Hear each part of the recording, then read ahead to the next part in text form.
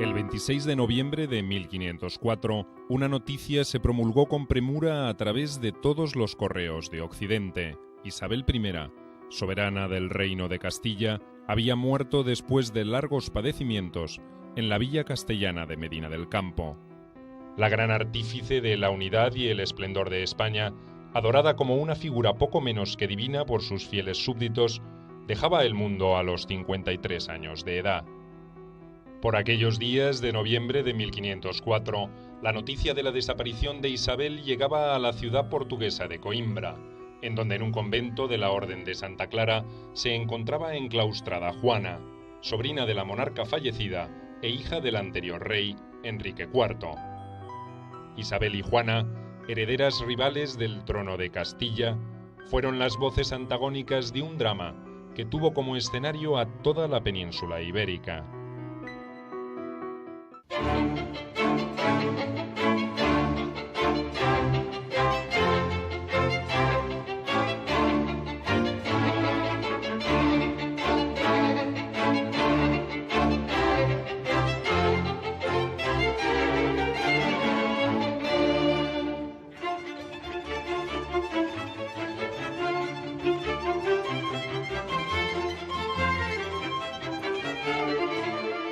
Isabel la Católica, Juana la Beltraneja.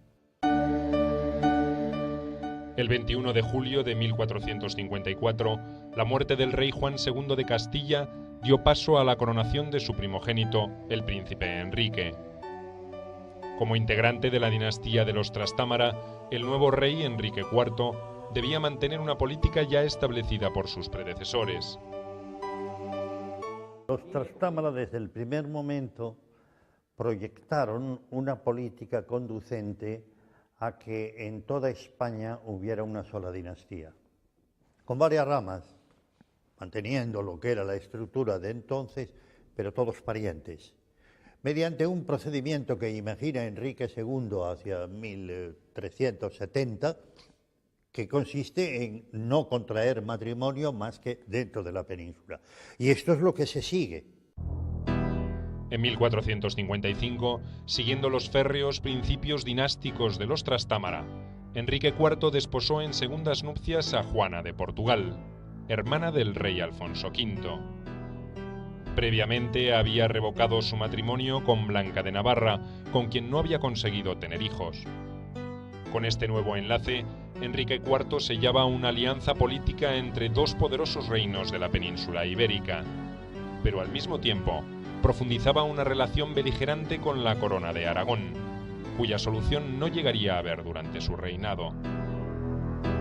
Son cuatro reinos, cuatro territorios cristianos: Portugal, Castilla, Aragón, Navarra. Y luego en el sur queda el último emirato musulmán, el Reino de Granada. Entre los demás reinos, los principales son Portugal, Castilla y Aragón.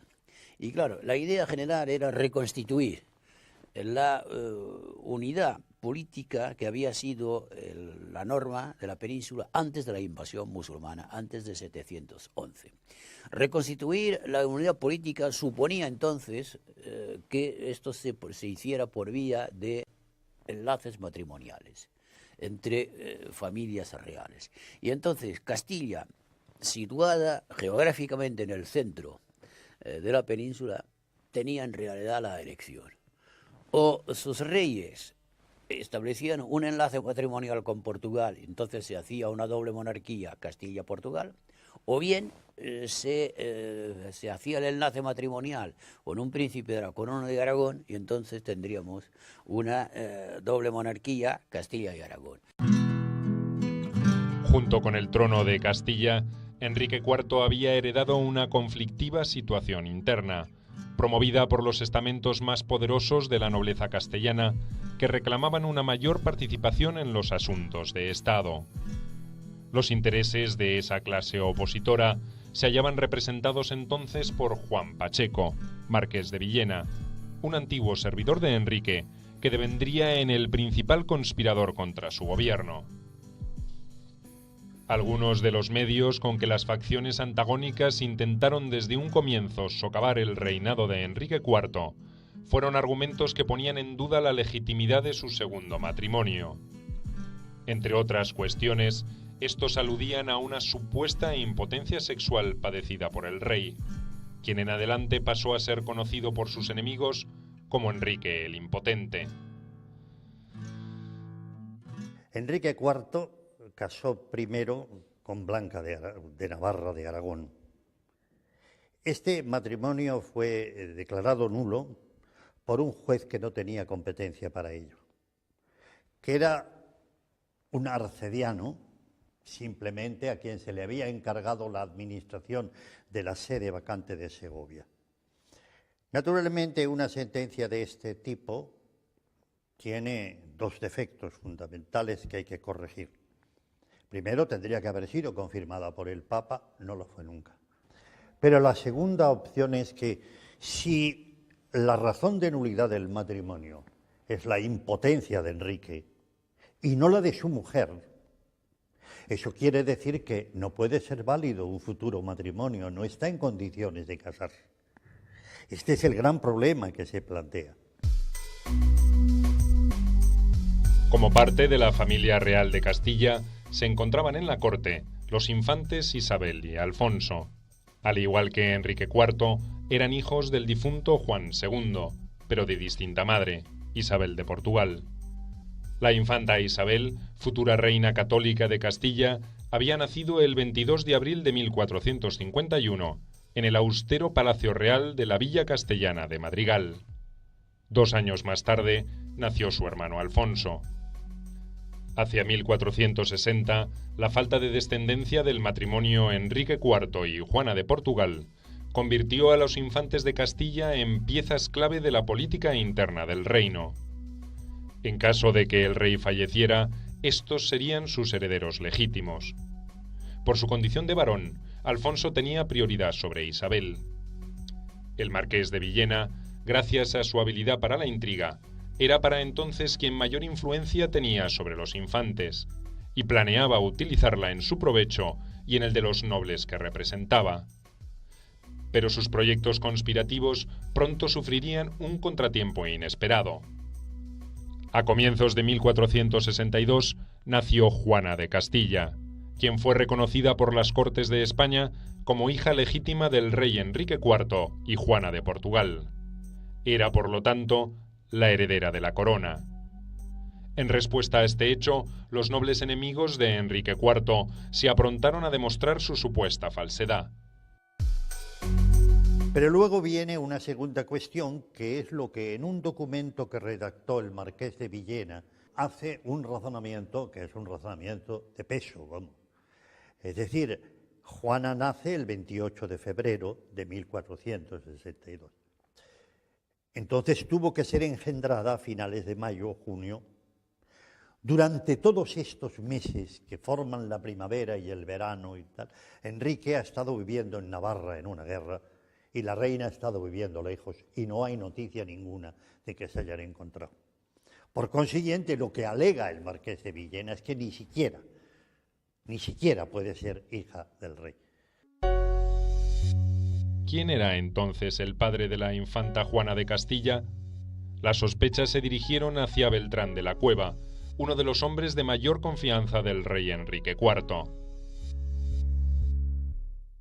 Enrique IV tuvo tardíamente una hija, doña Juana, y a consecuencia de problemas interiores, de divisiones, de intentos por parte de los clanes nobiliarios de hacerse con el poder, estos señores lograron obligaron, mejor dicho, al rey a desheredar a su hija, a doña Juana, diciendo que era hija ilegítima y posiblemente hija natural de un privado, un favorito de don Beltrán de la Cueva, de ahí el apellido que se le dio de Juana la Beltraneja. En 1464, la Liga Nobiliaria, encabezada por el marqués de Villena, se enfrentó abiertamente a Enrique IV.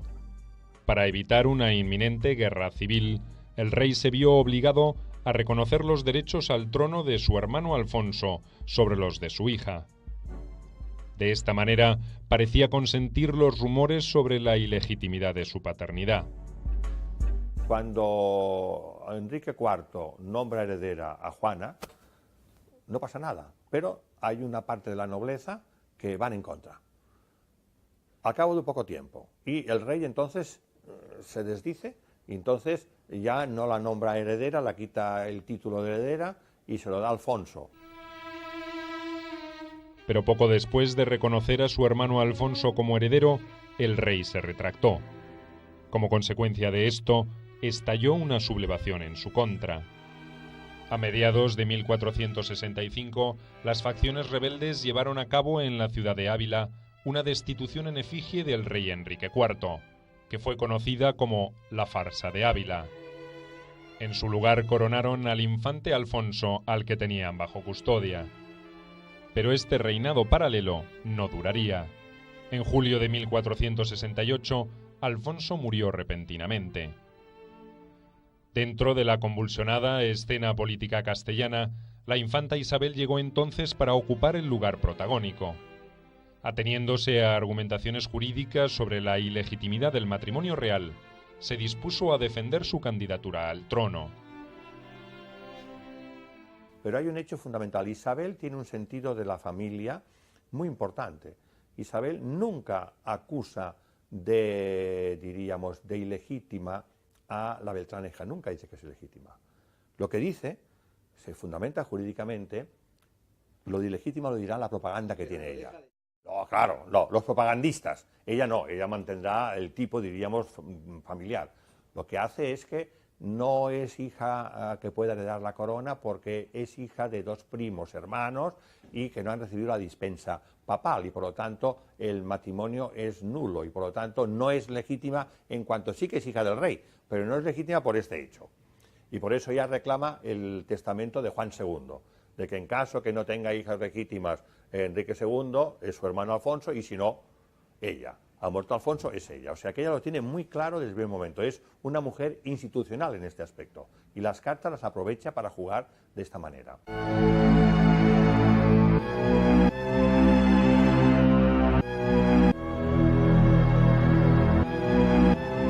Decidida a hacer valer sus derechos sucesorios sobre los de Juana de Castilla, Isabel procuró que se alinearan tras de sí los nobles enemistados con Enrique IV.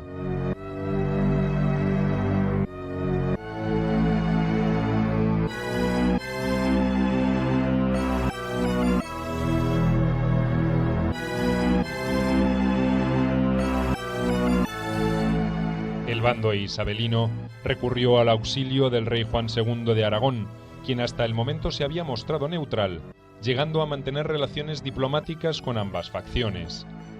Finalmente, este no dudó en expresar su apoyo a Isabel. Un agravamiento de las relaciones entre dos poderosos reinos de España se avecinaba. En torno a las figuras de Juana y de Isabel, maduraba un cruento conflicto nacido en el seno mismo de la familia real de Castilla. Hay unos que quieren que sea Juana la Beltraneja porque es débil y la quieren dominar.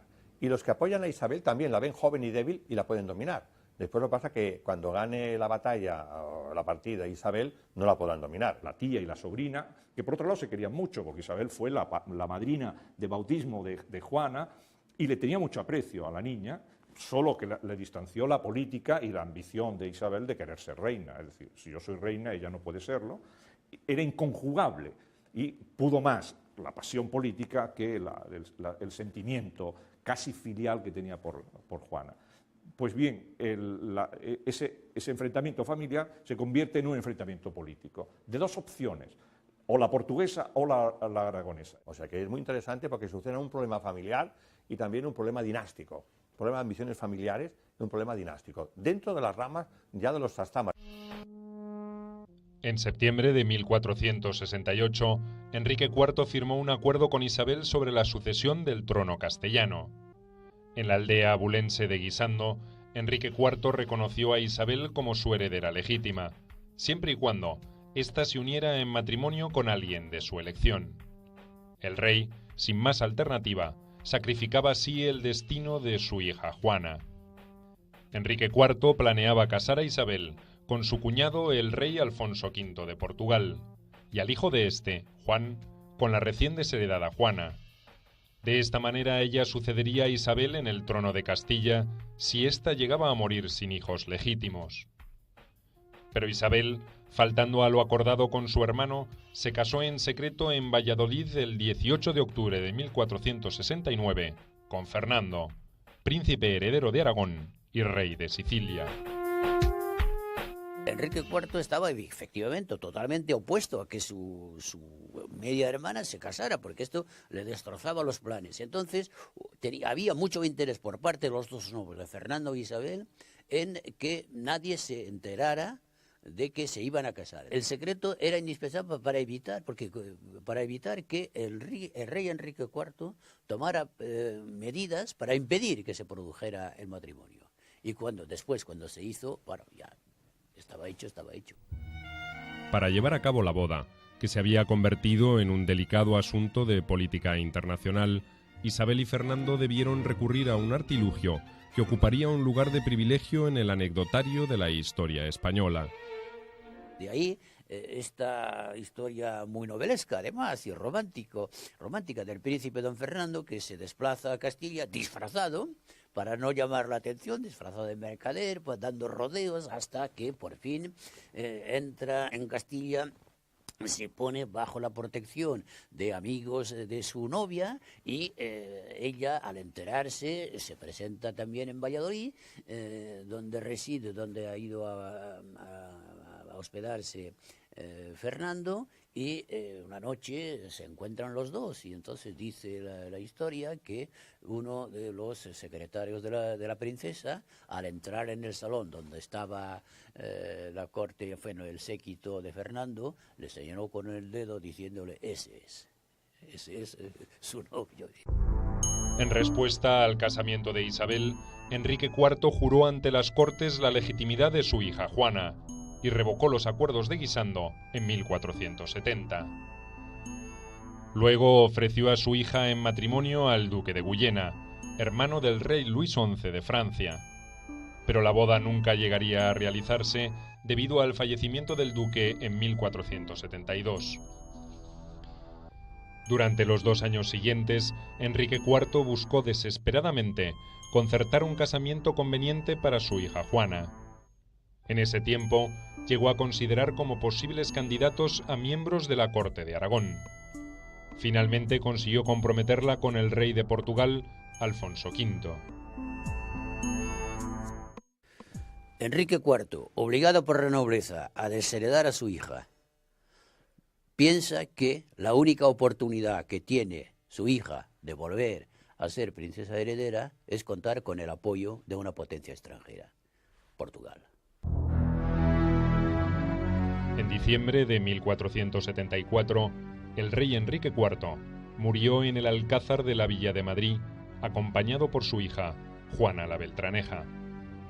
Pocos meses más tarde, lo seguiría su esposa, Juana de Portugal. 2 días después de la muerte de Enrique IV, Isabel se proclamó reina de Castilla en la ciudad de Segovia.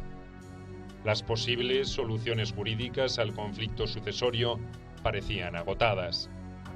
Tanto para el bando de Isabel como para el de Juana, el único arreglo radicaba en un enfrentamiento militar.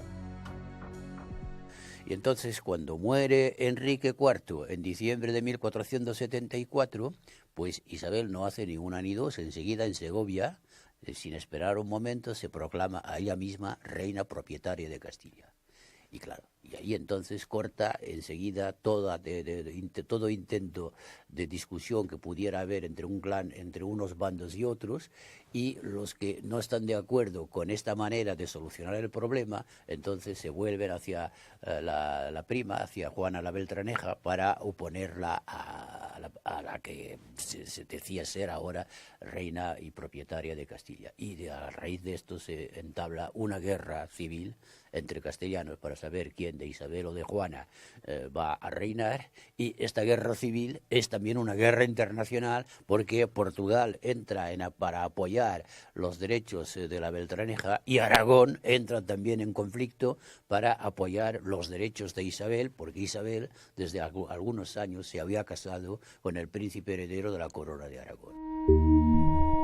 Con el objetivo de defender los derechos sucesorios de Juana, sus partidarios solicitaron ayuda al entonces rey de Portugal, Alfonso V.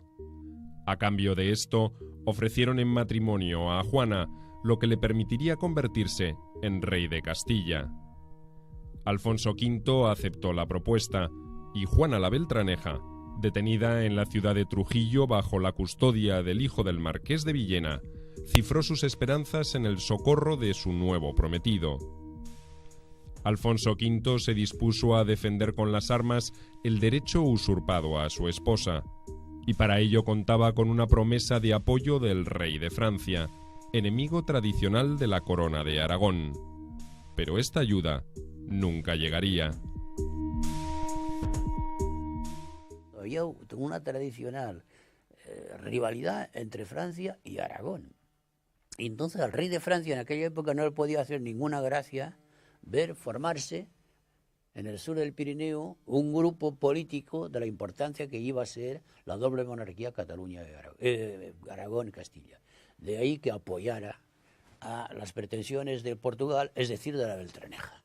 Lo hizo porque efectivamente a él, al reino de Francia, a los reyes de Francia, les interesaba debilitar el futuro bloque político que se estaba constituyendo en el centro de la política. Las tropas leales a Isabel, ubicadas en las inmediaciones de la ciudad de Toledo, tenían bajo su control Ciudad Real y Badajoz. Los partidarios de Juana, en cambio, dominaban la ribera del Duero y Toro, lo que facilitaba el paso a Castilla de los ejércitos de Alfonso V. Pero Toro no tardó en caer en manos de las fuerzas isabelinas comandadas por Fernando de Aragón. En un acuerdo con Leonor de Navarra, esta impidió la llegada de las tropas francesas a tierras castellanas para auxiliar a Juana de Castilla.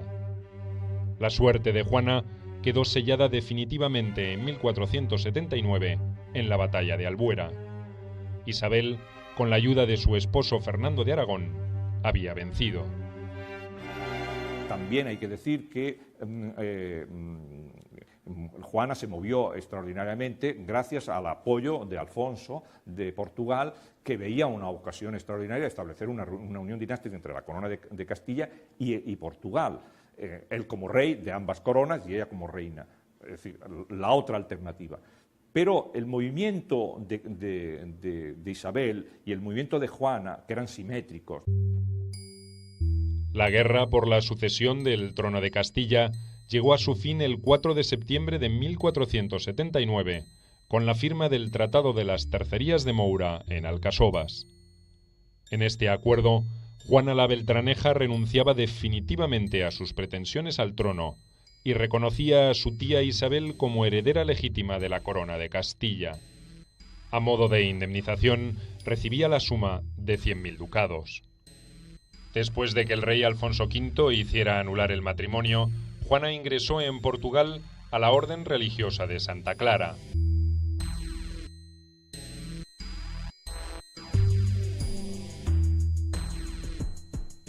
Después de pasar un año en un convento de la localidad de Santarém, se recluyó en el que las clarisas tenían en la ciudad de Coimbra.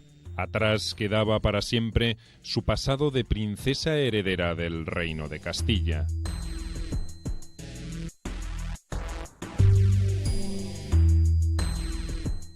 Tiene un gesto de dignidad, que es decir, conmigo no juegan. Yo me voy monja a un convento y me quito de en medio. Cuando dan la noticia a Isabel, no, eso no puede ser bajo ningún concepto, porque eso pone en juego todos los acuerdos, y es cuando Fray Hernando de Talavera le dice a Isabel, no lo puede negar, porque es un caso de vocación. Y no solo no puede negar esto, sino que tiene que estar un año haciendo el noviciado, hay que esperar, tendremos que retrasar las negociaciones. Isabel, claro, acepta, es su confesor, es su guía espiritual, y después lo que se hace es esto, Es decir, fue Juana la que tuvo la iniciativa de decir, mire usted, no. Isabel había sido entre los infantes de Castilla la de menores posibilidades de acceder al trono. Culta, aficionada a la lectura y al estudio, poseía amplios conocimientos de latín y contaba con más de 400 libros que iban desde la poesía hasta los textos jurídicos, políticos y religiosos. Una de sus preocupaciones fue desarrollar el nivel cultural de la corte, en la que se encontraban notorios humanistas que supieron apreciar su interés. La historia quiso que finalmente Isabel se encontrara con su ansiado destino. El perfil de Isabel es una mujer, diríamos, una princesa que no le corresponde el trono ni pensaba reinar, pero que las circunstancias y debido a su carácter, que es un carácter serio, ambicioso, la perspectiva que tiene ya con el matrimonio de Fernando, que fortalece su papel y le refuerza dentro de la familia, le harán jugar un papel que desempeñará a la perfección. Porque si hubiese sido un fiasco, un fracaso, no es así, no podemos hablar. O sea, Isabel tiene unas ideas muy claras y la prueba la tiene es que después muchos nobles que la apoyaron se arrepintieron, porque en su papel nuevo quiere hacer un reino eficaz, acabar con la corrupción, y aquí está de acuerdo con Fernando, que es otra persona listísima en este aspecto. Isabel quizá tuvo la cualidad, respecto a la Beltraneja, personaje sin duda mucho más inteligente en todos los aspectos que la Beltraneja, tuvo un sentido de futuro, tuvo sobre todo un sentido de Estado. El sentido de Estado de saber que ya no las banderías medievales ya no eran de recibo, estaban fuera de su tiempo, y supo perfectamente conjugar al mismo tiempo los intereses de la nobleza, de una determinada nobleza que le pudiera favorecer, y los intereses de la burguesía al servicio del Estado. Es una mujer que tuvo el Estado en la cabeza y que se supo, por otra parte, casar y aliarse naturalmente con un maquiavélico extraordinariamente sutil, cual fue Fernando el Católico, y entre ambos elaborar o concebir un cierto, con todos los matices que se quiera hacer al respecto, un cierto proyecto nacional de España.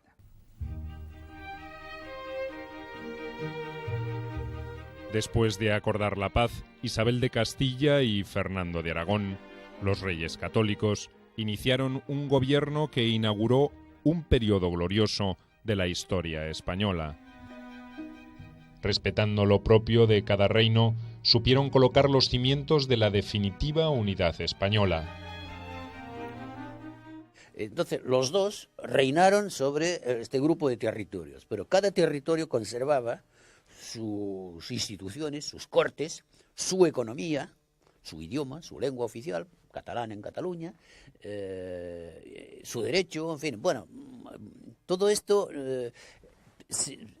esto no significa que los dos grupos de territorio fueran una especie de confederación. No, había mucho más, había una implicación. No cabe duda de que en aquella época el sentimiento de formar parte de una misma comunidad era muy fuerte en toda la península. Lo que definitivamente unificó a ambos reinos fue la religión católica. Una vez finalizada la Guerra Civil Castellana, se reanudó la conquista del Reino Nazarita de Granada.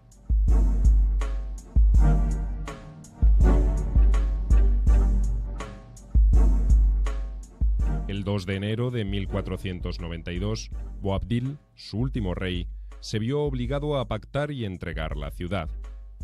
Los reyes católicos, al mando de sus ejércitos, entraron en Granada, que finalmente quedó incorporada a la corona de Castilla. Esta conquista ratificó la victoria de Isabel en el conflicto de sucesión y consolidó la posición de los nuevos monarcas frente a la nobleza, que participó masivamente en la guerra. Tanto en materia política como económica, las medidas implementadas por los reyes católicos fueron innovadoras. A la reconquista de los territorios españoles en poder de los árabes se sumó el descubrimiento de América. Este sería uno de los principales hitos en la historia de su reinado. Se está hablando de política y se está hablando de religión, pero se está hablando de otras cosas mucho más importantes. Es decir, que cuando Colón llega a América, el peligro de una guerra entre Castilla y Portugal es muy grande. En otras circunstancias probablemente hubiera estallado un conflicto. Aquí no. la intervención, los dos recurren al Papa, y la intervención del Papa es a este respecto muy decisiva, ¿no? Hay que negociar, hay que ponerse de acuerdo, hay que fijar los límites en que se va a mover cada uno. El resultado es la conferencia que se celebra en Tordesillas, donde efectivamente se dice esta será la zona que Portugal podrá explorar y esta será la zona que corresponderá a España. En junio de 1494 se convocó en la localidad castellana de Tordesillas a los representantes de ambas coronas. Allí se llevaron a cabo las negociaciones, donde los lusitanos impusieron hábilmente sus criterios a los representantes de los reyes católicos. El 7 de junio se firmó el Tratado de Tordesillas, donde quedó establecido el meridiano de partición del Océano Atlántico, de polo a polo, a 370 leguas al oeste de las islas de Cabo Verde, sin hacer referencia a las Azores. De esta forma, España tendría el dominio del hemisferio occidental y Portugal del oriental. Se había concretado así un verdadero reparto del mundo entre estas dos coronas. Yo creo que Fernando es un político de una gran talla e Isabel es una mujer intuitiva. Y la suma de los dos pues dio una cosa muy importante. Hoy en día en España se habla de que todos los males vinieron con los reyes católicos. No tienen idea de la historia. Los males no vinieron con los católicos. Los reyes católicos pusieron freno a muchos males.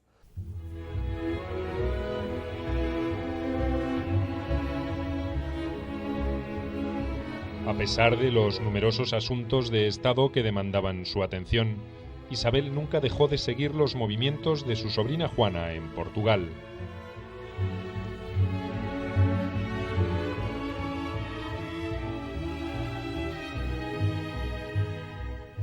Cuando hacia el año 1500, ésta abandonó los hábitos en Coimbra y se estableció en Lisboa, la reina de Castilla gestionó infructuosamente ante la Santa Sede una orden para recluirla hasta su muerte en la vida conventual. ¿Temía Isabel un posible retorno de su antigua rival?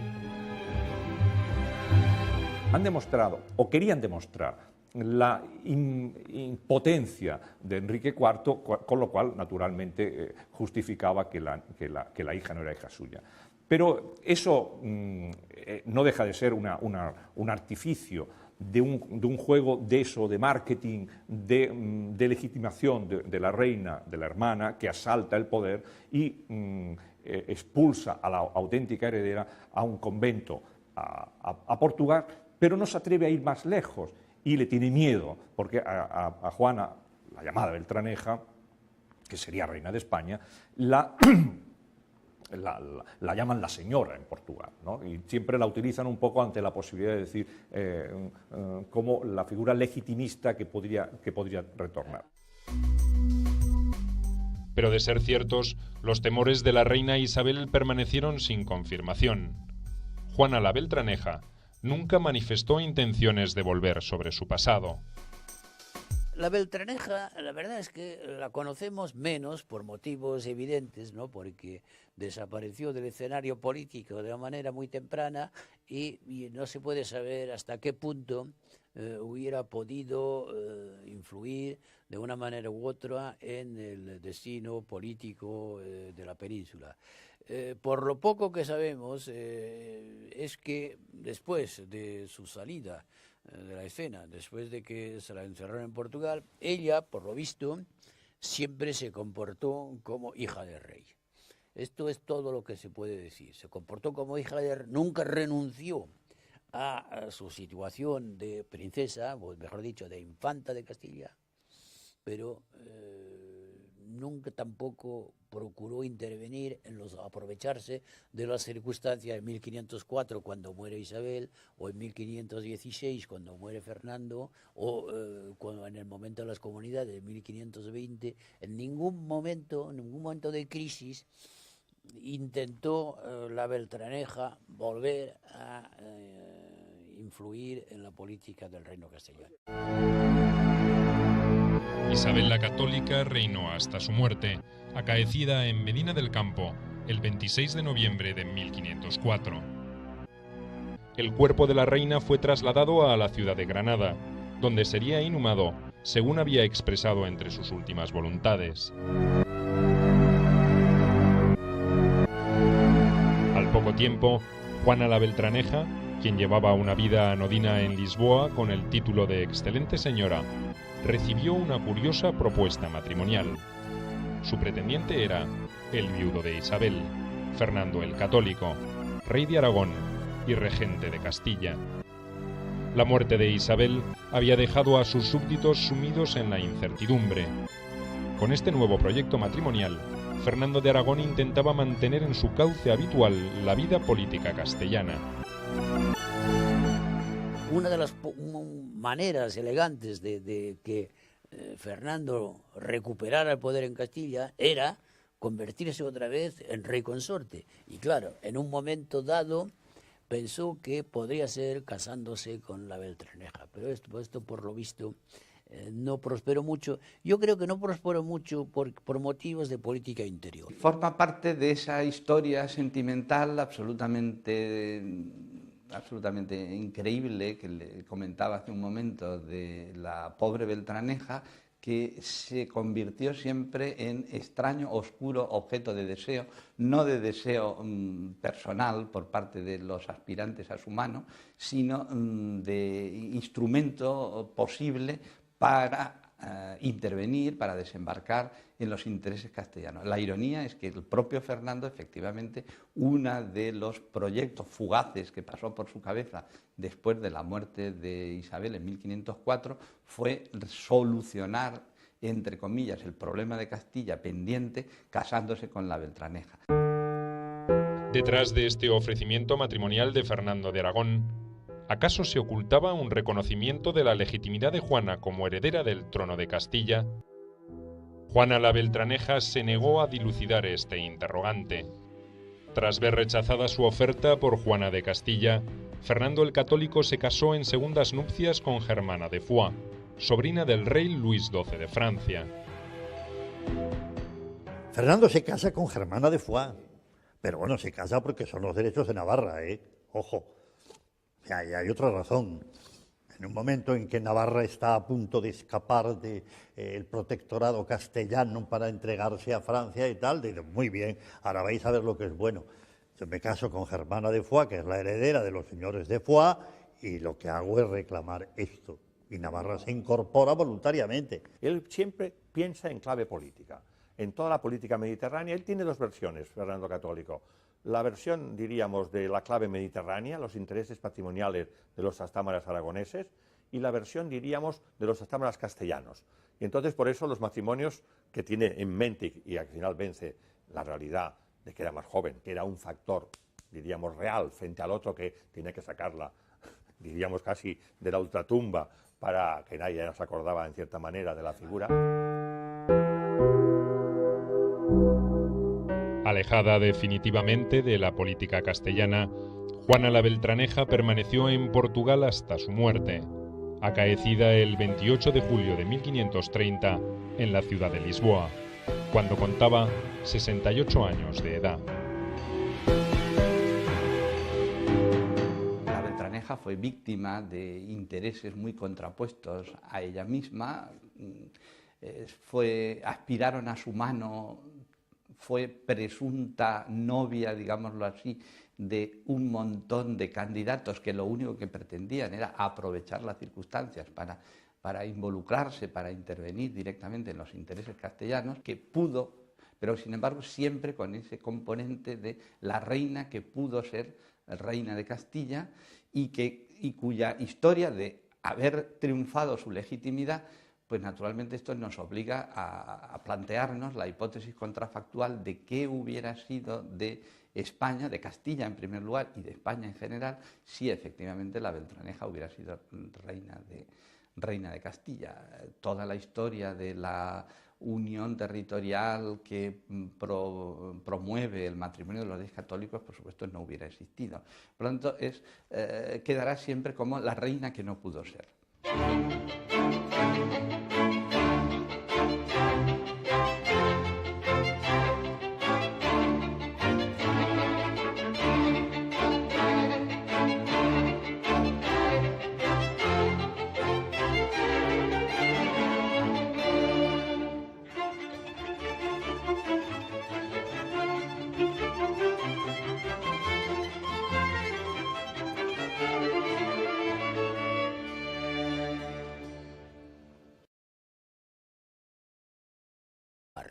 y luego en el sur queda el último emirato musulmán, el Reino de Granada. Entre los demás reinos, los principales son Portugal, Castilla y Aragón.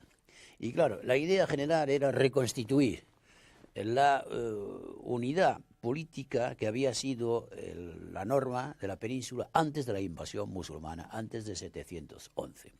Reconstituir la unidad política suponía entonces que esto se hiciera por vía de enlaces matrimoniales entre familias reales. Y entonces Castilla, situada geográficamente en el centro de la península, tenía en realidad la elección.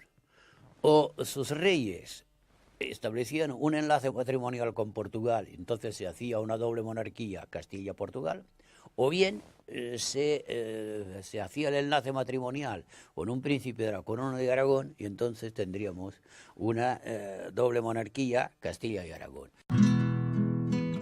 Junto con el trono de Castilla, Enrique IV había heredado una conflictiva situación interna, promovida por los estamentos más poderosos de la nobleza castellana, que reclamaban una mayor participación en los asuntos de Estado. Los intereses de esa clase opositora se hallaban representados entonces por Juan Pacheco, marqués de Villena, un antiguo servidor de Enrique, que devendría en el principal conspirador contra su gobierno. Algunos de los medios con que las facciones antagónicas intentaron desde un comienzo socavar el reinado de Enrique IV fueron argumentos que ponían en duda la legitimidad de su segundo matrimonio. Entre otras cuestiones, estos aludían a una supuesta impotencia sexual padecida por el rey, quien en adelante pasó a ser conocido por sus enemigos como Enrique el Impotente. Enrique IV casó primero con Blanca de Navarra de Aragón.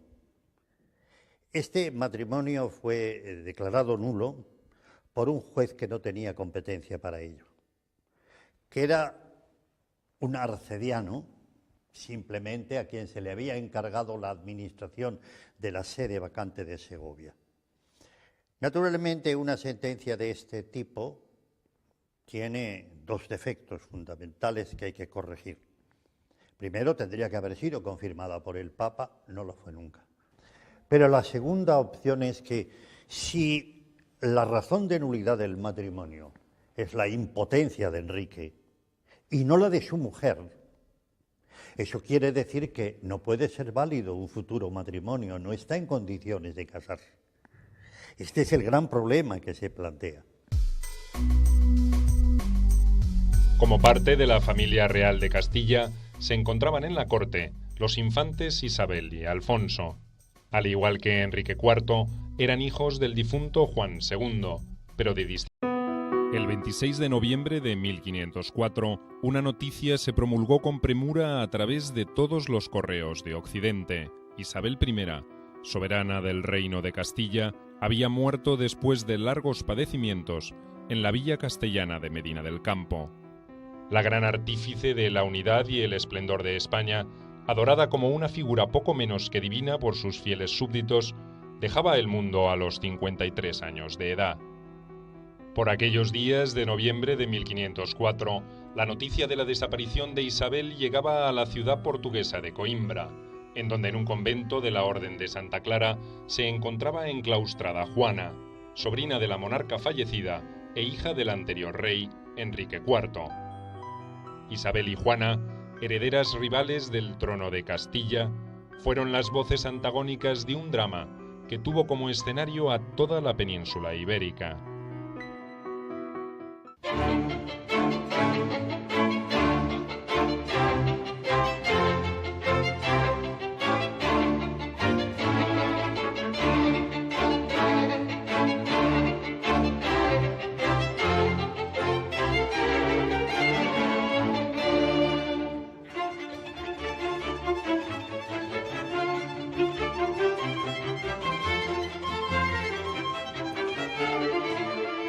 Isabel la Católica, Juana la Beltraneja.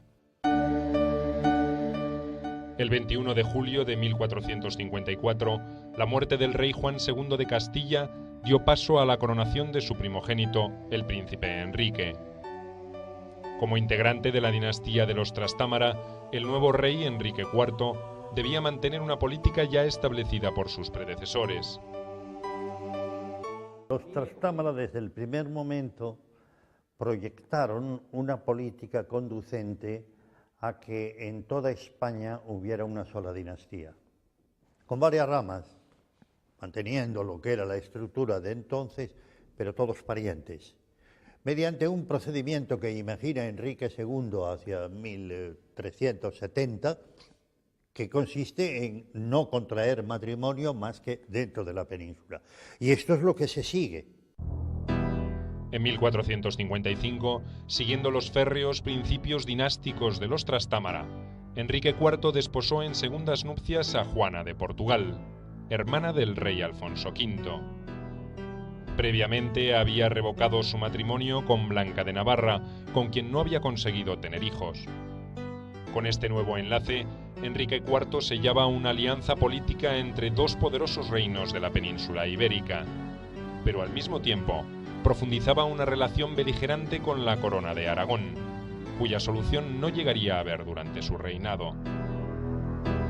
Son 4 reinos, cuatro territorios cristianos: Portugal, Castilla, Aragón, Navarra. El bando isabelino recurrió al auxilio del rey Juan II de Aragón, quien hasta el momento se había mostrado neutral, llegando a mantener relaciones diplomáticas con ambas facciones. Finalmente, este no dudó en expresar su apoyo a Isabel. Un agravamiento de las relaciones entre dos poderosos reinos de España se avecinaba. En torno a las figuras de Juana y de Isabel, maduraba un cruento conflicto nacido en el seno mismo de la familia real de Castilla. Hay unos que quieren que sea Juana la Beltraneja porque es débil y la quieren dominar. Y los que apoyan a Isabel también la ven joven y débil y la pueden dominar. Después lo que pasa es que cuando gane la batalla o la partida Isabel no la podrán dominar. La tía y la sobrina, que por otro lado se querían mucho, porque Isabel fue la madrina de bautismo de Juana y le tenía mucho aprecio a la niña, solo que le distanció la política y la ambición de Isabel de querer ser reina. Es decir, si yo soy reina, ella no puede serlo. Era inconjugable y pudo más la pasión política que el sentimiento casi filial que tenía por Juana. Pues bien, ese enfrentamiento familiar se convierte en un enfrentamiento político, de dos opciones, o la portuguesa o la aragonesa. O sea que es muy interesante porque sucede un problema familiar y también un problema dinástico, un problema de ambiciones familiares y un problema dinástico, dentro de las ramas ya de los Trastámara. En septiembre de 1468, Enrique IV firmó un acuerdo con Isabel sobre la sucesión del trono castellano. En la aldea abulense de Guisando, Enrique IV reconoció a Isabel como su heredera legítima, siempre y cuando ésta se uniera en matrimonio con alguien de su elección. El rey, sin más alternativa, sacrificaba así el destino de su hija Juana. Enrique IV planeaba casar a Isabel con su cuñado el rey Alfonso V de Portugal, y al hijo de este, Juan, con la recién desheredada Juana. De esta manera ella sucedería a Isabel en el trono de Castilla si ésta llegaba a morir sin hijos legítimos. Pero Isabel, faltando a lo acordado con su hermano, se casó en secreto en Valladolid el 18 de octubre de 1469 con Fernando, príncipe heredero de Aragón y rey de Sicilia. Enrique IV estaba efectivamente totalmente opuesto a que su media hermana se casara, porque esto le destrozaba los planes. Entonces había mucho interés por parte de los dos nobles, de Fernando e Isabel, en que nadie se enterara de que se iban a casar. El secreto era indispensable para evitar que el rey Enrique IV tomara medidas para impedir que se produjera el matrimonio. Y cuando se hizo, bueno, ya estaba hecho. Para llevar a cabo la boda, que se había convertido en un delicado asunto de política internacional, Isabel y Fernando debieron recurrir a un artilugio, tinta madre, Isabel de Portugal. La infanta Isabel, futura reina católica de Castilla, había nacido el 22 de abril de 1451 en el austero Palacio Real de la Villa Castellana de Madrigal. 2 años más tarde nació su hermano Alfonso.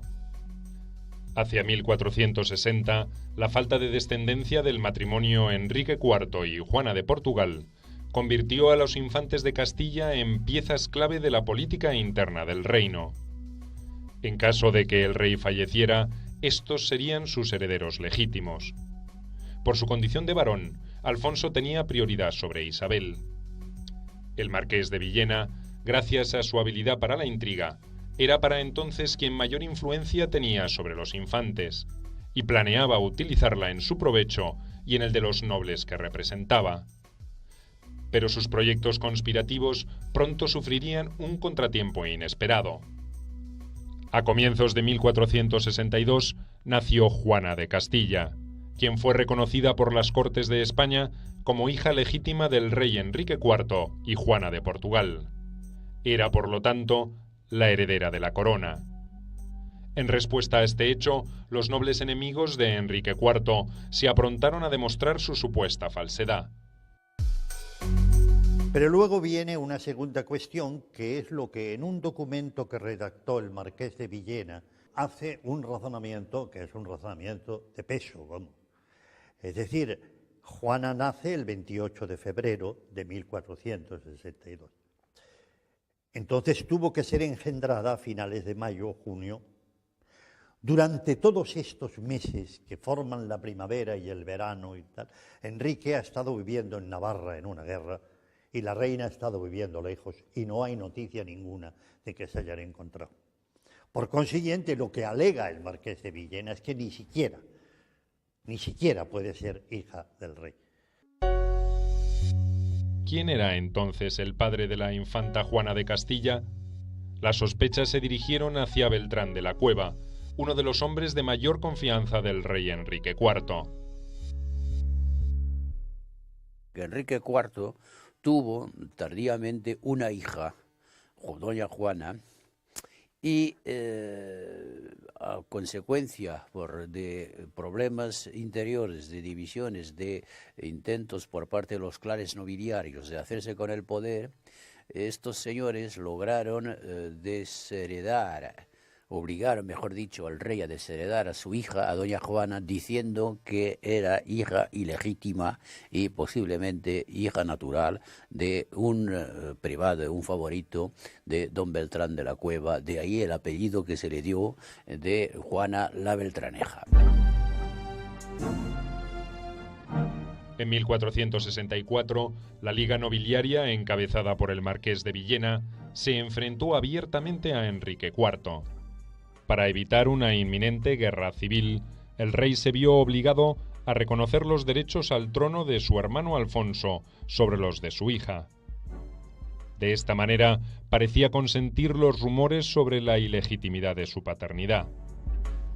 Cuando Enrique IV nombra heredera a Juana, no pasa nada, pero hay una parte de la nobleza que van en contra. Al cabo de poco tiempo, y el rey entonces se desdice, y entonces ya no la nombra heredera, la quita el título de heredera y se lo da a Alfonso. Pero poco después de reconocer a su hermano Alfonso como heredero, el rey se retractó. Como consecuencia de esto, estalló una sublevación en su contra. A mediados de 1465, las facciones rebeldes llevaron a cabo en la ciudad de Ávila una destitución en efigie del rey Enrique IV, que fue conocida como la farsa de Ávila. En su lugar coronaron al infante Alfonso, al que tenían bajo custodia. Pero este reinado paralelo no duraría. En julio de 1468, Alfonso murió repentinamente. Dentro de la convulsionada escena política castellana, la infanta Isabel llegó entonces para ocupar el lugar protagónico. Ateniéndose a argumentaciones jurídicas sobre la ilegitimidad del matrimonio real, se dispuso a defender su candidatura al trono. Pero hay un hecho fundamental. Isabel tiene un sentido de la familia muy importante. Isabel nunca acusa de ilegítima a la Beltraneja, nunca dice que es ilegítima. Lo que dice, se fundamenta jurídicamente, lo de ilegítima lo dirá la propaganda que tiene ella. No, claro, no, los propagandistas. Ella no, ella mantendrá el tipo, diríamos, familiar. Lo que hace es que no es hija que pueda heredar la corona porque es hija de 2 primos hermanos y que no han recibido la dispensa papal y por lo tanto el matrimonio es nulo y por lo tanto no es legítima en cuanto sí que es hija del rey, pero no es legítima por este hecho. Y por eso ella reclama el testamento de Juan II, de que en caso que no tenga hijas legítimas Enrique II es su hermano Alfonso y si no, ella. Ha muerto Alfonso, es ella. O sea que ella lo tiene muy claro desde el primer momento. Es una mujer institucional en este aspecto. Y las cartas las aprovecha para jugar de esta manera.